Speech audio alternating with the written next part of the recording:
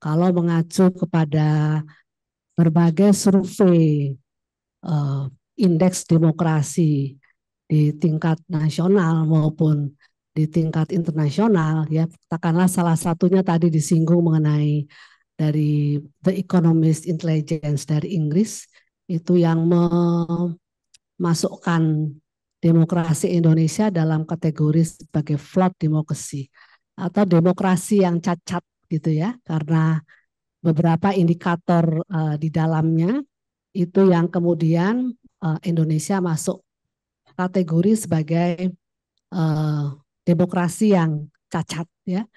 Nah, ini adalah satu kemunduran atau bahkan dikatakan sebagai backsliding demokrasi, kemunduran demokrasi yang saya kira saat ini bahkan kita masuk ke era yang namanya otokrasi ya. Otokrasi itu adalah satu sistem di mana kekuasaan negara itu didominasi atau dikuasai oleh satu kelompok penguasa tertentu saja ya. Itu yang terjadi di negara kita saat ini. Karena apa? Karena tadi itu checks and balances-nya itu nggak ada ya. Sehingga semua itu jalan terus gitu ya. Ya, misalnya RUU mengenai Omnibus Law itu ya yang ramai waktu itu pada masa COVID itu dalam waktu singkat oke, jalan, minim partisipasi publik menjadi undang-undang ya. Dan beberapa undang-undang lainnya misalnya undang-undang IKN ya. Itu juga salah satu undang-undang yang juga sangat minim partisipasi publik. Jadi jalan terus gitu. Kekuasaan negara yang absolut itu ada di sekelompok tangan penguasa. Padahal di dalam sistem demokrasi tadi dikatakan itu eh, kita kan punya nama lembaga trias politika gitu ya. Ada kekuasaan legislatif oleh DPR, ada eksekutif pemerintah, ada kekuasaan kehakiman gitu ya.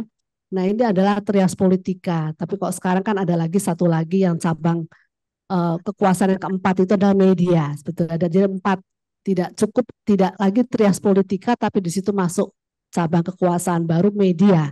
Karena media ini punya pengaruh yang sangat besar untuk menciptakan opini publik, kemudian akan mempengaruhi usulan politik dari setiap individu di dalam antara lain di dalam pemilihan umum ya. Jadi memang keadaan kita ini memang dalam keadaan yang kurang baik gitu ya. Nah, ibu-ibu sekalian, ekosistem politik kita yang tidak atau kurang demokratis ini, saya kira ini punya pengaruh besar terhadap kualitas dari penyelenggaraan pemilihan umum kita. Ya, hipotesisnya itu adalah semakin bagus kualitas demokrasi negara, maka akan semakin baik pula kualitas penyelenggaraan pemilihan umum kita. Nah, kita itu ekosistem politiknya demikian dan pemilu kita itu berjalan, bekerja, berlangsung 2024 kemarin itu di dalam ekosistem politik yang demikian. Saya kira ibu-ibu adalah para pelaku politik ya, sehingga pasti sudah mengetahui apa dan bagaimana penyelenggaraan pemilu kita dari waktu ke waktu. Kan mestinya kan kita kan pemilu sudah seringkali kita pemilu kan ibu-ibu ya. 55 pertama, kemudian Orde Baru, berapa kali pemilu. Kemudian yang ketiga itu adalah pemilu sebelum amandemen konstitusi, itu pemilu 99, dan setelah amandemen konstitusi itu ya kita pemilu 2004 dan seterusnya sampai yang terakhir kemarin 2024. Mestinya seharusnya dengan pengalaman yang panjang di dalam penyelenggaraan pemilu itu mestinya pemilu kita itu seimbang gitu. Tapi tidak demikian gitu ya. Nah, yang kedua kaitannya dengan demokrasi tadi itu. Saya kira Ibu-ibu juga sudah mengetahui bahwa pemilu itu adalah instrumen demokrasi, salah satu instrumen demokrasi yang paling penting. Ya. Kenapa? Oleh karena lewat pemilu itu ada dua itu ya. Ada pertama itu ya sirkulasi kepemimpinan politik ya. Apakah itu um, anggota parlemen ya, apakah itu eksekutif, presiden, gubernur dan seterusnya. Tapi yang kedua juga adalah pemilu itu adalah sarana partisipasi politik yang paling kolosal ya, yang dimana warga masyarakat itu dapat berpartisipasi secara langsung untuk menggunakan hak pilihnya ya untuk memilih pemimpin yang mereka kehendaki. Nah, maka itu saya kira benar ya yang dikatakan oleh siapa itu mantan Sekjen PBB Kofi Annan itu ya yang mengatakan bahwa beliau mengatakan pada awal tahun 2000-an dan beliau melihat bahwa banyak negara-negara di Asia Afrika itu yang bertransformasi dari yang tadinya adalah negara yang otoriter kemudian masuk ke era perubahan politik, masuk ke era transisi demokrasi. Nah, Kofi Annan mengatakan perlunya dibangun election with integrity. Election with integrity itu adalah pemilu yang berintegritas. Itu pemilu yang genuine. Genuine itu murni, asli begitu ya.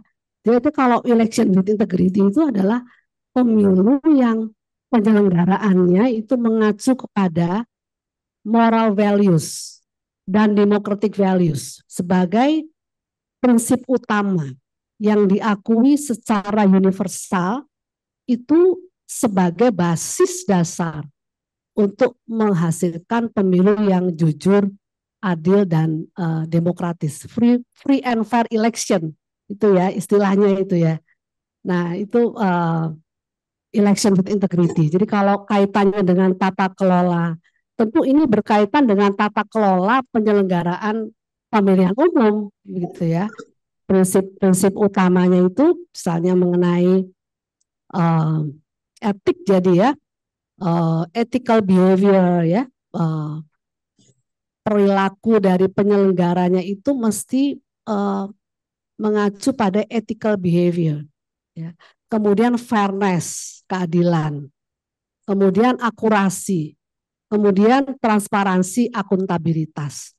Nah ini menurut saya ini adalah sesuatu yang paling mendasar ya buat dimiliki ya oleh penyelenggara pemilu kita. Sebab apa? Sebab kan memang ada beberapa variabel itu ya dalam pemilihan umum. Ada undang-undangnya, regulasi undang-undang, ada peserta pemilu, ada pemilihnya, ada penyelenggara pemilunya. Nah, dari semua keempat variabel ini, penyelenggara pemilu ini memegang peranan yang paling sentral.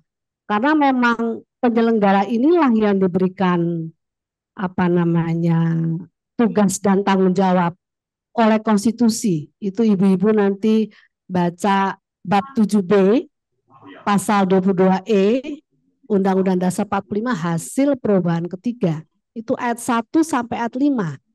Ini inline dengan apa yang disampaikan oleh Kofi Annan mengenai election with integrity itu sebetulnya kita sudah ada diatur dalam konstitusi kita itu di bab 7B pasal 22E ayat 1 sampai 5. Di situ diatur mengenai azas-azas pemilihan umum ya, kemudian mengenai pesertanya siapa, siapa yang dipilih, pesertanya siapa dan penyelenggaranya siapa. Ya, di situ kan misalnya ayat 1 mengatakan pemilihan umum itu diselenggarakan secara langsung, umum, bebas dan rahasia. Nah, itu kan moral values-nya di situ kita. Democratic values, moral values itu di situ sebetulnya kemudian diturunkan itu di dalam penjabaran undang-undang pemilihan umum dan code of ethic dan code of conduct bagi penyelenggara pemilu yang kita punya namanya DKPP, Dewan Kehormatan Penyelenggara Pemilihan Umum. Itu yang kemarin itu ya, putusannya itu luar biasa saya kira itu ya, memberhentikan secara tidak hormat ketua KPU kemarin itu oleh karena apa namanya kejahatan ya yang bersifat pidana sebetulnya ya, itu kalau dilaporkan kepada polisi sebetulnya selesai ya, karena pidana, tapi ini hanya sampai etik saja, kan etik hukum ya, kalau melanggar etik itu pasti melanggar etik pasti melanggar hukum kan begitu ya, melanggar hukum apakah pasti melanggar etik kan begitu ya. Jadi kalau dilaporkan kasus-kasus kekerasan seksual itu langsung kepada polisi dipidanakan selesai, hasilnya laporkan kepada lembaga etik. Jadi kena sanksi hukum juga kena sanksi etik gitu ya. Nah, ibu-ibu sekalian, bagaimana pemilu kita ibu-ibu sekalian? Nah, tadi kan apakah sudah memenuhi standar tadi ya, standar yang dikemukakan tadi itu? Rasanya masih belum ya. Malah makin jauh ya dari standar yang dimintakan oleh konstitusi maupun code of ethic yang berlaku universal. Nah, makanya nanti dalam diskusi ini saya kira nanti ibu-ibu hari ini atau besok itu perlu untuk dibahas, didiskusikan mengenai undang-undang bidang politik. Apakah itu undang-undang mengenai partai politik, undang-undang mengenai pemilihan umum, dan undang-undang MD3 ya. Khususnya kalau kaitannya dengan politik uang dengan pemilu, tentu kita melihat pada undang-undang mengenai pemilihan umum, bagaimana undang-undang nomor 17 tahun 2017 itu mengatur mengenai soal pelanggaran administrasi berupa politik uang, itu bagaimana mekanismenya serta penegakan sanksi hukumnya seperti itu perlu dipelajari. Karena dari situ kita mengetahui bahwa sanksi hukumnya itu masih kurang kuat kalau menurut saya ya. Jadi nanti diusulkan saja tidak perlu TSM, ya kan? Kalau memang ditemukan dan terbukti seorang caleg itu melakukan pelanggaran administrasi berupa politik uang, maka sanksinya diskualifikasi yang bersangkutan. Kalau sekarang sanksinya kan tidak seperti itu. Nah, saya kira itu bisa diusulkan nanti salah satunya, gitu ya. Nah, itu satu undang-undangnya ibu-ibu perlu untuk dipelajari dan dibahas. Kemudian mengenai peserta pemilunya, ini di sini adalah partai politik dan kandidat ya. Nah, bagaimana partai politik kita ini, apakah tadi kan dikatakan whether you like it or you don't like it, ya memang partai itu memang sampai hari ini itu adalah satu-satunya lembaga politik formal yang diakui secara universal dalam sistem demokrasi perwakilan, ya kan, partai, pemilu, parlemen itu satu paket gitu ya. Jadi memang masih harus ada partai politik atau memang tidak diperlukan lagi partai politik ke depannya. Sebab kan sekarang mengenai aspirasi publik ya, kepentingan publik itu lebih efektif misalnya diperjuangkan bukan lewat partai politik, tapi melalui lembaga-lembaga non formal di luar partai seperti LSM ya, dan kelompok-kelompok kepentingan yang pro pada kepentingan masyarakat itu mereka jauh lebih efektif memperjuangkannya melalui media-media sosial misalnya begitu. Ini juga menjadi pertanyaan kita semua. Jadi ini perlu kita lihat bagaimana uh, partai kita, kualitas partai politik kita. Tadi yang dikatakan disfungsional misalnya ya, koruptif begitu ya, misalnya sentralistik gitu misalnya, apa namanya, uh, ideologi uh, dan kepemimpinan yang lemah misalnya ya, maka ibu-ibu lihat tingkat volatilitas apa namanya di dalam pemilu itu makin tinggi ya, sebab ideologi partai itu lemah, partai ID menjadi lemah, sehingga kader-kader partai itu sekarang mudah sekali, kalau dulu istilahnya kutu loncat ya, itu fenomena Filipina sebetulnya. Tapi kita sudah seperti lama-lama seperti mendekati seperti Filipina. Orang mudah berpindah partai. Hari ini partai A, besok partai B. Ya, lihat mana yang lebih mungkin tidak cocok di dalam partai ini, lebih cocok ke partai sana, atau ada hitungan-hitungan yang sifatnya pragmatis politik, ekonomi misalnya. Ini kan memperhatikan bahwa volatilitas yang tinggi di dalam pemilu yang makin tinggi memperlihatkan memang partai ID kita lemah, dan ini disebabkan oleh ideologi partai yang lemah. Jadi artinya apa? Ibu-ibu sekalian nanti silakan untuk mendiskusikannya mengenai problematik ya partai politik kita di era reformasi ini, terutama coba dilihat mengenai bagaimana sistem demokrasi internal partai politik kita itu, ya. Nah, itu perlu dilihat. Tadi misalnya sentralistik, misalnya sistem kaderisasi, sistem rekrutmen, sistem kaderisasi, misalnya pendidikan politiknya bagaimana, kan fungsi-fungsi hakiki dari partai politik itu kan ya, kan Ibu sekalian sudah tahu kan, itu kan mestinya harus menjadi tugas utama dari partai politik kita. Mengapa misalnya masyarakat tidak paham mengenai politik uang? Apakah mereka paham mengenai politik uang? Apakah mereka ngerti dampak dari politik uang terhadap kualitas keterpilihan seseorang di dalam pemilihan umum misalnya? Nah, ini kaitannya dengan kualitas dari partai-partai politik kita, itu nanti silakan ibu-ibu bahas di sana.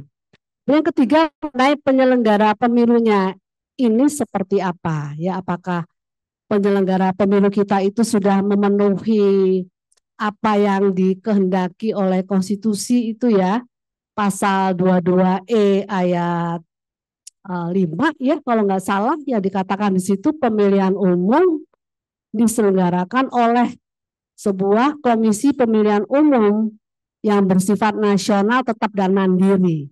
Nah, itu mandirinya itu ya. Kalau mandiri itu kan artinya sudah bisa mandi sendiri. Itu independen artinya ya, tidak perlu dibantu oleh si A, tidak perlu dibantu oleh lembaga ini, lembaga itu ya, meskipun di dalam empiriknya kan yang namanya pemilihan umum tidak bisa diselenggarakan oleh penyelenggara pemilu. Tentu ini mesti kerjasama dari semua lembaga-lembaga politik maupun lembaga negara serta stakeholders yang itu punya kaitan dengan pemilu, itu mesti bersama-sama bekerja begitu kan ya. Kemudian bagaimana votersnya? Nah, kalau penyelenggara pemilu, pengalaman saya di DKPP,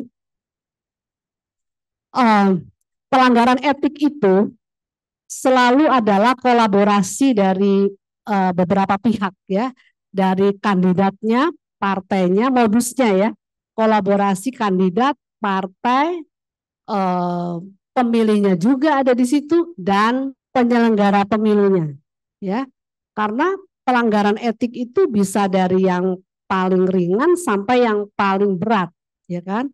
Kalau paling berat itu salah satunya misalnya mengubah perolehan suara ya dari peserta pemilu dari kandidat. Nah, itu kalau terbukti itu adalah pelanggaran yang sangat berat. Nah, itu modusnya itu memang adalah kolaborasi, ya. Para ibu-ibu di tingkat TPS, ya, 10, ya, dibawa ke PPK. Di PPK, ibu bayangkan kotak suaranya dari kardus, ya, itu gampang dibuka, ya. Kemudian dari TPS dibawa ke PPK, jangan membayangkan Jakarta, Indonesia ini kan luar biasa. Bayangkanlah itu jalan sekian kilometer bawa bawa kotak suara dari kardus, ya, yang kadang-kadang saya baca berita itu tidak tahan air, katanya tahan air, tapi itu rusak kena air gitu, ya. Jadi banyak terjadi yang namanya vote trading itu ada di PPK gitu, ya. Jadi jual beli suara, politik uang itu kan suap menyuap, vote buying, bisa juga vote trading di situ. Ini adalah bagian dari transaksi politik atau politik transaksional. Kalau transaksi politik difahami sebagai sesuatu yang positif, itu adalah bagus. Memang harus terjadi transaksi politik di dalam pemilihan umum, ya, antara kandidat dengan votersnya, konstituennya di dapilnya masing-masing. Itu namanya kontrak sosial.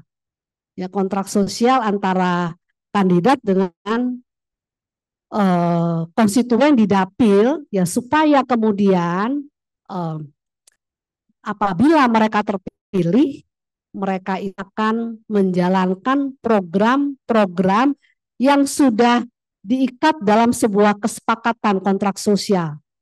Jadi relasinya itu tidak berhenti ketika pemilu selesai, itu terus terjalin gitu, ya. Tapi kalau politik uang itu adalah transaksi politik yang bersifat negatif, ya, non programatik gitu, ya. Jadi semata-mata itu adalah suara kita dipertukarkan dengan uang, kan begitu. Dan berhenti ketika pemilu selesai. Tidak ada lagi relasi antara si voters dengan si kandidat. Meskipun sebetulnya seharusnya, meskipun itu dengan politik uang, ya, mestinya kan relasi tidak berhenti ketika pemilu usai. Mestinya kan para kandidat yang terpilih dalam pemilu tetap melakukan yang namanya pembinaan komunikasi politik, penyerapan aspirasi dan sebagainya pada para konstituen di dapil masing-masing. Nah, itu yang terakhir itu adalah mengenai votersnya, ibu-ibu sekalian. Saya kira ini menjadi salah satu faktor yang paling penting, ya, di dalam pemilu kita. Ya, voters kita itu sudah jumlahnya hampir 200 juta, ya, Mbak, ya. Kemarin terakhir 204 juta jumlahnya. Separuhnya perempuan, ya. Ini kaitannya dengan politik uang, ya. Penelitian dari Puskapol, ya, riset Puskapol UI mengenai soal transaksi politik itu mengatakan bahwa voters kita yang sosial ekonomi dan sosial pendidikannya rendah, ya, itu mereka itu katanya tidak antusias ketika calon itu menyampaikan gagasan, ya, mengenai program-program dan sebagainya, itu nggak antusias. Tapi mereka lebih antusias ketika kandidat menawarkan transaksi jual beli suara gitu. Nah, ini kan satu ironi begitu, ya. Pada satu sisi kita mengadopsi sistem pemilihan langsung, tapi pada sisi lain voters kita itu kurang teredukasi, ya, kurang memahami arti suara itu apa sih. Datang ke TPS semata-mata hanya mencoblos, kan tidak. Coblosan kita itu akan mempengaruhi masa depan kehidupan kita. Nah, itu kan perlu diedukasi masyarakat. Di mana partai politik, ya, di mana ibu-ibu para aktivis partai politik, di mana ibu-ibu yang menjadi anggota dewan begitu ya, mengedukasi masyarakat supaya mereka memahami hak dan kewajibannya sebagai warga negara. Ini tugas yang sangat urgent menurut saya, melihat kepada kondisi penyelenggaraan pemilu kita itu yang syarat dengan praktek politik uang gitu ya. Bahkan saya baca kemarin itu Bambang Susatyo ya, padahal dari Partai Golkar kan, Bambang Susatyo mengatakan 2024 adalah pemilu yang paling brutal. Paling brutal itu tidak hanya karena politik uang yang masif, tapi oleh karena intervensi politik yang kuat dari penguasa. Mobilisasi aparat dari tingkat paling atas sampai paling bawah. Mobilisasi bansos yang luar biasa sampai ke bawah itu ya. Kemarin saya ngobrol dengan salah satu bupati di Jawa Tengah itu menceritakan bagaimana meskipun berlumpur-lumpur itu jalanan, orang nomor satu itu benar-benar mau turun ke bawah untuk menyampaikan langsung bansos-bansos itu.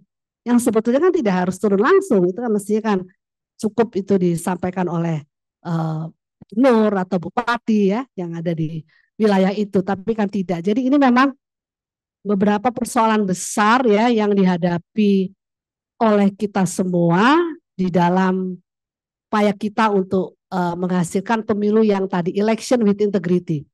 Karena ibu-ibu, kalau politik uang, kalau seseorang itu terpilih karena politik uang atau rekayasa lainnya ya, maka orang yang terpilih itu tidaklah mencerminkan suara rakyat yang sesungguhnya kan begitu ya. Jadi kalau sudah apa namanya menggunakan cara-cara yang koruptif begitu ya, maka tidak menutup kemungkinan setelah terpilih perilakunya itu juga koruptif begitu. Jadi ini menjadi sesuatu yang penting ya buat kita perbaiki ke depannya gitu. Nah, ini sudah lewat 15 menit.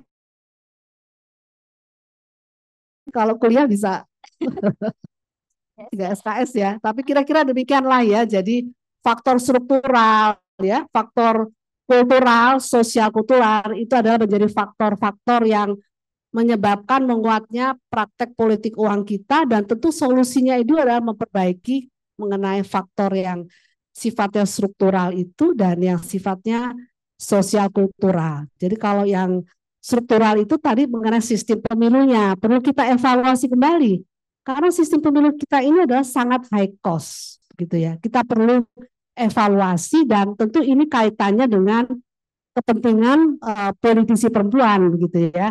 Kemudian mengenai partai politiknya begitu ya, mengenai penegakan hukumnya, mengenai masalah kemiskinan, kesenjangan sosial dan seterusnya itu banyak itu ada di dalam makalah singkat saya itu, nanti silakan dibaca oleh Ibu sekalian.